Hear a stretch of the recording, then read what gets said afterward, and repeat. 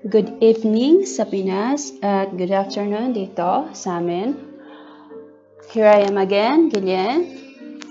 I'm just here to explain and share some information and knowledge, and gusto ko sanang mag-enlighten sa iba para sa mga PM sa akin, mga tanong. So, simulan natin. Marami akong PM nagtatanong, bakit bumabagsak si PSEI? Bakit bumabagsak si PASEI? So, kung nasusundan niyo po before, meron tayong video at marami na rin po nagsabi sa akin na sinasabi, Miss G, matagal mo na sinasabi yan na head and shoulders ang PASEI, ganun. But, para po sa iba, alisin ko muna po itong mga ichimoku ko para makita natin yung kandila. Clearly, meron tayong head and shoulders na para sa akin, yung possibility na nakikita ko, yun ang pattern niya na binubuo. So, ganito po dito muna tayo sa PSE. So, maaaring maraming news or na pwedeng maka-apekto sa pagbagsak ng PSE. Sinasabi na yung kay Janet Yellen, yung Fed hike, tapos yung mga balita ni President Duterte, at kung ano-ano pang news. Kapag sasama-samahin mo lahat ng negativity, lahat ng negative news, lahat ng flash news, is talagang isipin mo na talagang maapektuhan yung market. But, I'm sorry to say this, but as a chartist, talagang meron yung probabilities na nakikita mo na meron tayong chart meron tayong pattern na nabubuo sa chart. Meron talagang sinusundan. Kasi kahit naman po yung mga malalaking institution, mga investors, talagang natingin naman po talaga sila sa chart. Para sa akin yan as a chartist. At yun po ay sinishare ko sa inyo. So, punta po tayo sa chart. Ang tanong kanina na nabasa ko, actually, kanina ba to? Ang sabi is, may epekto po ba ang chart ngayon? So, walang mali sa tanong po niya. Wala pong mali sa tanong niya na tinanong niya na maepekto po ba ang chart ngayon? Ganito po yan. Ang paliwanag ko po dyan is, ang chart, ginagamit po natin pambasa sa nangyari na at kung anong volume meron, kung may bumibili, may nagbibenta, kikita mo kung ano yung maaring pattern. Pero the chart alone, yung chart, wala pong kakayahan, walang power yan para pataasin ang isang stock. Ano po? Malinaw po sana tayo doon. Meron lang dyan possibilities we can forecast. But to say na 100% guarantee ganito mangyayari, hindi po pwede yun. It's only probabilities, possibilities, forecasting what might happen. So, ganito po kung ako po as a chartist, kung titingnan ko po ang chart, alisin ko muna po yung mga moving average Ayan, yung paulit-ulit ko sinasabi na head and shoulders. So, sige, hindi natin sabihin yung head and shoulders. So, nakikita natin na bumababa. Ganyan natin Ganito po ako binabasa. Ayan, bumababa. Clear naman Bumababa. Di po ba? Tapos, nung nakaraan, ganyan siya. Undecided hanggang sa bumaba. So, nakikita mo bumabagsak. Ano kayang pwede natin tignan? At a glance, sa pagtingin ko pa lang po, makita mo kagad na meron siyang pilit na inaabot na gap, which is our support by now. Yan po ang support natin sa ngayon. At alam niyo po bang meron pa po tayong second gap? Actually, matagal ko na naman sinabi ito At meron pa po tayong third gap. Yan. So, nakikita natin bumabagsak si PSE. Lagyan natin ng support para, ayun nga po yung sinasabi ko, hindi natin ginagamit yung chart para sabihin natin na para lagyan ng power na tumaas yung stock. Hindi po. Binabasa lang po natin ang stock or yung PSE na kung ano yung nangyayari. Para makita natin yung support at resistance kung saan nag-meet yung supply at demands which is yung mga investors, yung mga traders doon, pwedeng mag-abang kung saan merong magkakaroon ng demand. So, kung lalagyan po natin ng support, nandito po yung support natin sa gap. Yan po natin lagay yung support. At susunod na support po natin para sa head and shoulders, dito po yan. Sa pag-form. So, yun lang po ang simpleng paliwanag ko. Kung tatanungin niyo po ako sa lahat ng balita, napakarami po niyan. Hindi ko po kayang ilahad-lahat, sabihin lahat. Pero kung tatanungin niyo ako by chart, na lagi ko naman sinasabi, yan po yung talaga yung nakikita ko. Sa malaki ang tingin, yan po talaga nakikita ko. Kahit walang moving average, nakita ko na pilit talagang bumababa ang mga kandila, bumabagsak, at meron siyang pilit na gap na inaabot. Kung mapupunan na yan, tingnan natin from there, at from here, the next support, yan po yung mga supporta niya. Yung demands, yung mga foreigners, yung mga investors, mga insti, kung nandyan na po yung, at saka one more thing po pala. At kung makikita niyo po, papunta na po si RSI sa oversold signal. Sa RSI, naglalagay din po ako ng support at resistance. Wait. Ayan. Pasensya na po kayo kung chart na naman po yung pinapakita ko sa inyo. Kasi, ito lang talaga ang meron ako na pwede kong sabihin at i-share sa inyo. Kung may nag-share ng balita, magpasalamat na lang po tayo kasi at least may nagumagawa noon na iba para ma-share para sa lahat. That's a bonus for us. So, dyan po. Ayan, bumababa siya sa oversold signal. At andyan po yung kanyang mga support. So, gap. Tingnan natin. Sa dalawang support po na yan para sa bouncing area.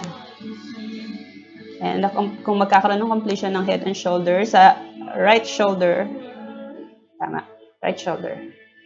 So yung lahat po ng PM sa akin, ba't bumabagsak si Pasay? Nasabi ko na po yung before, at even sa mga video, at saka nga po ito. Yun lang po yung nakita ko. At salamat sa mga nag-share ng news kung ano po yung mga factor na nakaka-apekto sa market. At kung sa advanced pattern po, yan nga po ang sabi nila, meron tayong bat pattern sa harmonics. But, huwag natin talakayan yon, dito lang tayo. Nakita ko may gap. Malamang napunan na niya yung unang gap.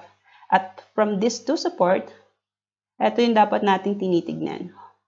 Parang bantay na tayo dyan. And sige po, let's continue. So, napansin ko rin po, gusto ko lang mag-share about this. Parang lesson lang din po siya.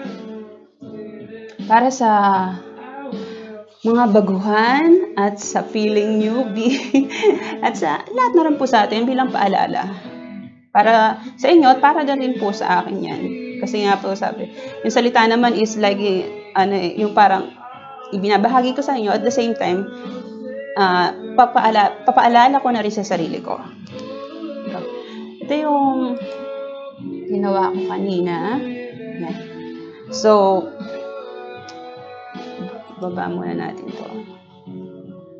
So, ano ko nito is PASEI and you.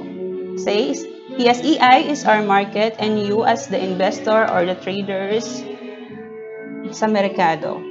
So, ito po ang may sasabihin po sa inyo. Advice ko lang po to. Ito po yung mga delikado pong tanong. Maaring meron pang iba, pero ito po, sa pag-aalala ko, ito yung mga naalala ko ngayon, yung may magpo-post or magtatanong sa comments or may mag-PPM, ano pong stock ang bibilin or magandang bilhin ngayon. We must remember, at nandyan din po sa ating sa Traders Empire House Rule, na yan pong tanong na yan is napakadelikado. Na magtatanong po tayo sa iba kung ano yung dapat natin bilhin stock. Ito pa po, ano yung support at resistance? First and foremost, kapag nagmamarket po tayo, dapat po inaalam natin kung ano ba ibig sabihin ng support at resistance ng supply at demands. Kahit po kasi sa pinaka-advanced na harmonics, mga Elliott waves, meron pong ginagamit na support at resistance dyan. Kaya kailangan alam po natin yung pinaka-basic. Tapos yung pangatlo, yung sell na po ba? Bentahan na po ba tayo? So, isa-isahin ko. Yung anong stock ang bibilhin? Bakit hindi magandang tanong? Paano kung yung stock na sinabi niya is yung kung saan yung stock na ipit pala siya at gusto ka niya makasama para maaring diba, alam mo yon, yung hindi natin masabi na kung gaano karami yung laman niya. Ibig sabihin, in a common sense na, ano yung magandang bilhin? Tas yung kausap mo, ipit ako sa IS. Sabihin nga natin, IS ang bilhin niya para dumami yung maging bumili, para dumami yung magkaroon ng IS, ibenta ko dun yung IS ko, ibuhos ko sa mga bibili. Nakuha niyo yung, yung ibig ko sabihin doon. Kaya naging delikado yung pagtatanong kung anong stock ang bibilin. Paano kung buhusan ka niya? Diba? Paano yung mga taong yung buhusan? Yung mga nagtatanong na yon. So, which, hindi mo alam kung sino talaga pagtitiwalaan mo sa merkado. Kaya napakadelikado ng tanong niya. Although, marami naman talaga mabubuting loob. At maraming salamat sa mga sumasagot sa mga tanong ng mga baguhan, sa mga tumutulong po sa akin, sa Empire. Maraming salamat. Sunod yung support at resistance. Bakit importante malaman yan? Kasi sa support at resistance, makita yung supply at demand ng stocks mo. Meron po tayong vlogs niyan, meron tayong video niyan, na nasa Empire, nasa pinned post ng Empire. I hope na mabasa niyo po para hindi na po natin siya detalyehin. But first and foremost, you must know that. Kailangan alam mo po yan kung nasan yung level ng stock mo with that. Tapos yung pangatlo, yung sell na po ba? Nagtatanong ka kung ibebenta mo na yung stock mo. Bakit? Ikaw, wala ka bang plano? Wala kang trading plan bago ka pumasok? Which is napakadelikado. Kapag ikaw nagte-trading, dapat meron kang trading plan. Dapat may plano ka.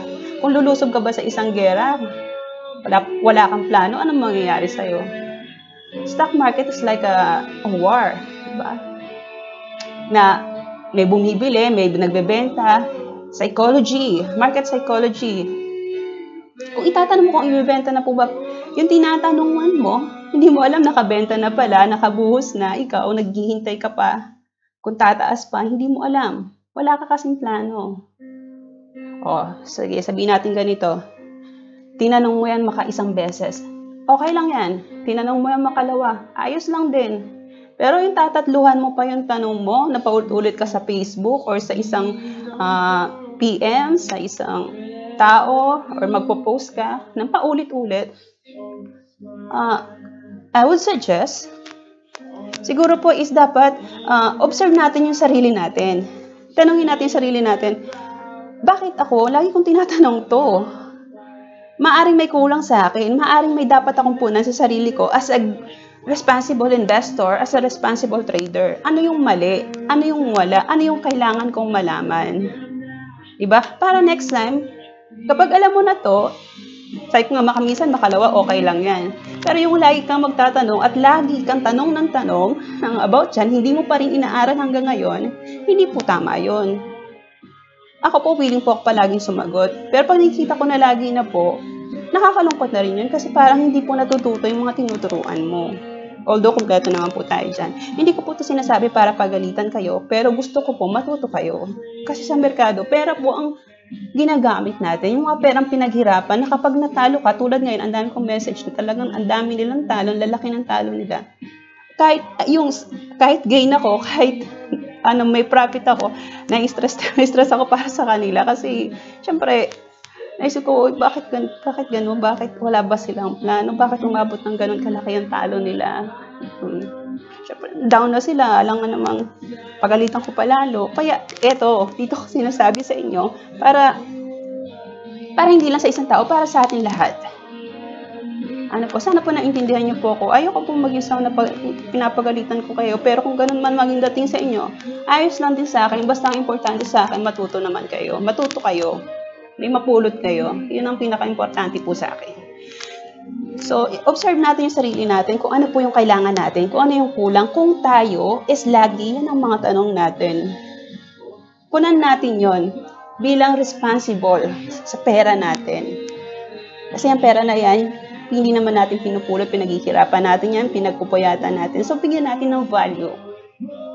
Ano po? Sana okay lang po yun. Okay? So, napaliwanag ko na yung pasay. sa gap, yung dalawang support. Kung bakit nagda-down, we have a head and shoulders, RSI going the oversold signal. Yan, binasa ko lang po siya. Pero hindi ko sinasabi na ganito na, magtataas to hanggang 8,000 ganito ba na. Binabasa ko lang po yung pwede mangyari, kung ano yung pattern na nakikita ko. Yung possibility. Ano po? Ano pa? Sana po kayo, makukulitan na naman po yung iba sa akin, sabihin na naman sa PM, G, paulit-ulit ka na naman. Sige. Ito, nakasinulat ko kanina, is yung Fed meeting, yung mga factor, Fed meeting, US election, mga Duterte news. Yan po, marami kung ipunin mo nga lahat ng news, napakadami. So, let's go to another topic. May kinuha ko dito. Ito maganda to. Yan. And this is the investor. This is us. Especially kapag nagda-downtrend ng market, nai-stress, nagpapanik, hindi na alam kung anong gagawin. Maraming bayarin, yung pamilya kailangan ng pera, talo ka pa sa trading, sa trabaho, hindi ka masaya, or ano pa man yan. Tapos wala ka pang love life. Joke lang. Ibig sabihin, pag ganito na nai-stress ka na, bigyan mo yung time yung sarili mo. Observe mo kung ano yung mali, i-review mo. Ibig sabihin, bakit nangyayari to? May kailangan kang balansin, may kailangan kang gawin. At syempre, huwag naman po tayong magpanik. Kasi lalo na po, kung sa market yung sa tatanungin mo ako sa market, about the market, hindi man talaga natin kailangan magpanik. Pera na lang kung marami kang utang tulad nun dito sa drawing na to, kung marami kang iniisip na bayarin, may kailangan kang gawin na pagbabudget sa pera mo. Pero sa market as a whole, if you're an investor, huwag mong kakalimutan, unang-una, kung bakit ka pumasok ng stock market. Kasi diba, sabi natin, before, mag-i-invest ako sa stock market. Long term, bibili ako ng Jollibee, bibili ako ng MEG, bibili ako ng MPI. Ganon. Di ganon, mag-i-invest ako for my retirement. Ito plan ko, ito yung purpose ko, ito baon-baon ko lahat. Pero anong nangyari nang bumabagsak ang market? Ayun, nataranta na. Nakalimutan na yung original plan niya. What if, sabihin ko sa inyo, na naniniwala ako na pwedeng mabasag yung 6,000 in due time? What if sabihin ko sa inyo, pwedeng tayong, may possibility yung market na umabot ng 5,500? Excuse me. What if yun ang sabihin ko sa inyo? Matatakot ba kayo? Matataranta ba kayo? What if sabihin ko sa inyo, babagsak talaga to, mababasag ang neckline ng market sa darating na panahon? Anong gagawin nyo? Kapanik na, nawala na yung strategy, nawala na yung plano. And what if, sabihin ko sa inyo na naniniwala ako na pwede tayong bumalik in due time sa 8,000 or more. Ganoon naman po yan eh. Huwag bumabagsak yung market, anong gagawin? Kung bumabagsak yung stock mo, anong gagawin mo? Ito naman yung plano mo, hindi mo naman plano na sa susunod na buwan is, di ba? Kasi yung iba trade ng trade eh. Trade ng trade. Kinalimutan yung original purpose sa pag-i-invest sa stock market. Naengganyo, ginanahan sa mga kumikita ng biglaan. Bago naman po kumita yan ng biglaan, bago po kami kumikita, naranasan din naman po namin ito matalo eh. Bago kami kumita ng malalaki, ng kahit papaano, is pinagpuyatan, pinag-aralan po namin yung mga yan. Kaya wag po kayo magugulat kung bakit minsan lagi kayong talo, baka may kulang. Kahit din po ako, lagi rin po akong natatalo din po ako. Nagka-cut-loss din po ako. Ang importante lang naman po sa akin, meron po akong plano eh. Meron akong plano sinusunod. Tsaka ang iniiwasan ko po palagi is yung mag-overtrade po ako. Huwag po tayo mag-overtrade na kung meron na po tayong na-trade, na panalo, na profit, ingatan na po natin yun. Ganun lang, simple lang yung mga rules ko para hindi ako masobrahan at di rin ako ma-overtrade. Kasi para na-rin-time mo yun sa sarili mo. So, dapat po, isa pa po palang gusto kong i-remind sa inyo is, meron po tayong emergency fund. Emergency money. Na, di po ba, kasi yung iba lahat ng pera nila nilalagay nila sa stock market. Paano kung bagsak ang merkado? Di ba, talo yung stock mo. Kunyari, nasa MPI ka, bagsak ang MPI, pero naniniwala kang in due time, tataas talaga yan. Di ba? Kaya lang talo ngayon. Nasa PCA ka, peso cost averaging. Anong gagawin? May bibenta mo ba yung stock mo ng patalo, yung pera mo ng patalo? Kaya dapat may emergency money ka, may pera ka sa bangko, may pera nakalaan ka para in case na may nagkasakit or anything na kailangan sa inyo, may bayarin, hindi yung nasa stock market na kukunin mo. Although, yung iba, nagagawa nila yon kung may profit naman talaga sila. Isang paalala lang po yan na kailangan meron po tayong emergency fund. Friendly reminder. At doon po sa mga kasamahan natin na yun po, lagi kong po pinapaalala yan. Huwag niyo pong kakalimutan kung bakit nasa merkado kayo. Yung plano niyo dati, balikan niyo kung bakit kayo nandito. Hindi yung onting bagsak lang ng merkado. Talagang taas-baba po yan. Taas-baba, taas-baba. Normal na yan. Sabi ko nga sa inyo, naniniwala akong maaaring mabasag yung 6,000 ng PSE So, what's your plan? Ano plano mo? Ano strategy mo? Anong gagawin mo sa stock mo? Uurong ka na lang ba kasi natatakot ka na babagsak ang market? Ang plano mo, long term para sa retirement mo, para sa future plan mo Para sa future mo hindi naman para sa susunod na buwan or sa susunod na taon.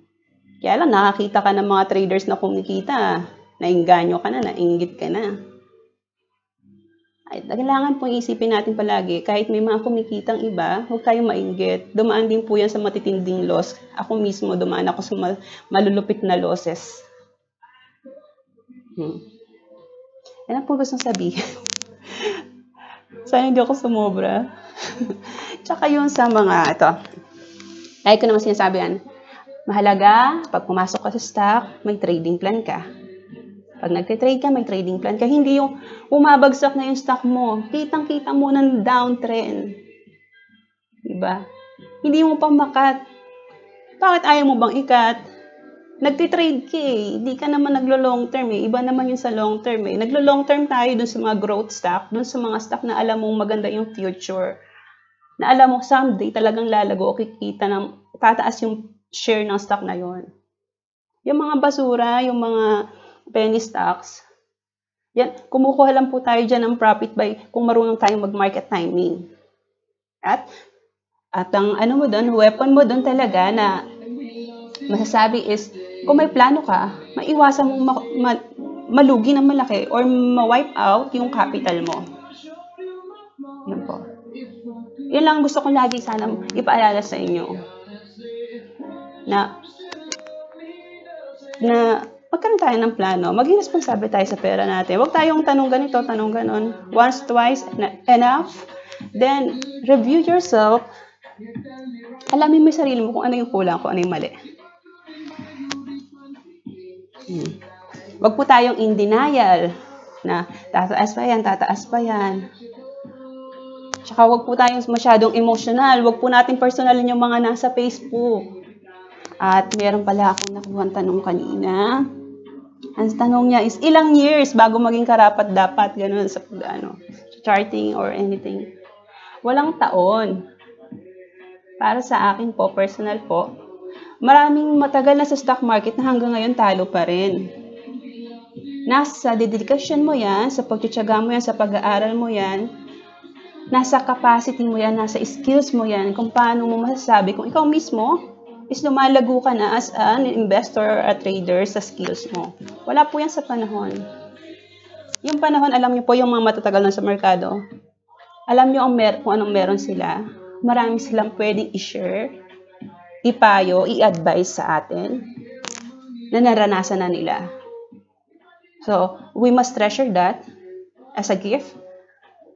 At kailangan po, kung tayo, nag-aaral tayo, di pa tayo ganun katagal, pagbutihin pa po natin at maging aral sa atin yung mga So, yung sa mga matatagal na nakakukuha natin, no, nasi-share nila, maging aral po sa atin yun. Wala yan sa tagal. Nasa sayo yan. Nasa dedikasyon mo yan. Nasa pagsusumikap mo yan. Ganun po yung tingin ko dyan. So, meron pa akong iba istong i-share. Eto. Newbie checklist. Oh, huwag na yan. Ayan, to, gusto ko to. About OFW, especially ako po, OFW po ako. Ano po, yung mga kasamahan kong OFW, ang dami pong PM sa akin na talo ako ng ganito, 80K, 100K. Nakakalungkot po yun. Pag naririnig ko, nababasa ko, nalulungkot po ako. Kasi, pinagpaguran po natin pera natin yan na nagsakripisyo tayong malayo sa mga pamilya natin sa Pilipinas para magtrabaho, kumita. Thus, ininvest natin sa stock market with a purpose, with a dream, for an investment na someday kikita at magpa-profit yung perang nilagay mo sa merkado. Hindi mo isusugal, hindi ka magsusugal. Alam mo, sumusugal ka kapag hindi mo alam yung ginagawa mo Nagte-trade ka nang hindi mo naman alam Wala ka naman trading plan, pasok ka ng pasok Nasa cut loss point ka na, ayaw mo pang mag-cut. Gusto mo pang ipilit, ang kulit mo, ang tigas ng ulo mo, di ba? Siyempre, nandiyan po yung concern ko as an OFW mismo. Alam ko po yung hirap.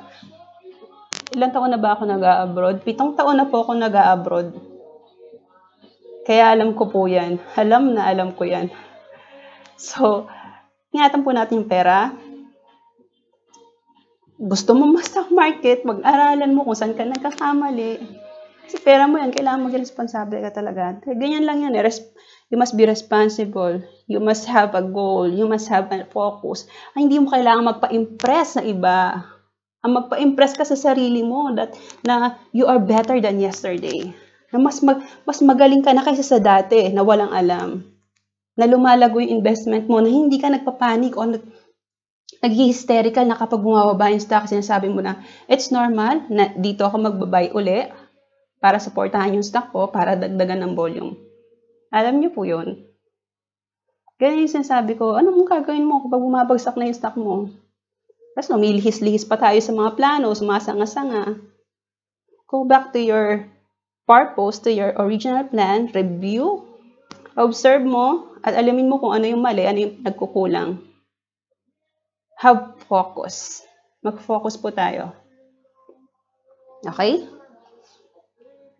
Huwag po kayong makulitan sa akin, Gusto ko na talaga makapag-share.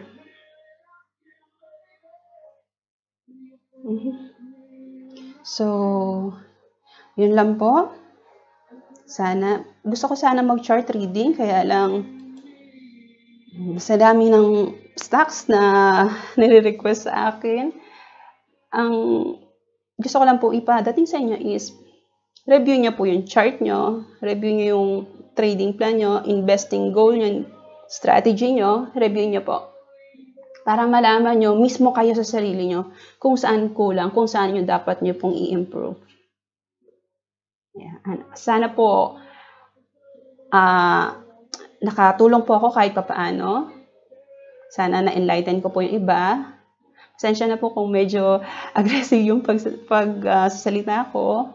But I hope in some ways is nakatulong po ako sa inyo. So maraming salamat. Thank you.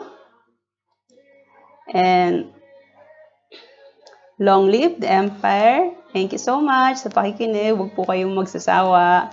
At sa mga nag-share, nagpo-post, sumasagot sa mga comments sa Empire, thank you so much. Maraming salamat. Good night sa Philippines. Bye-bye.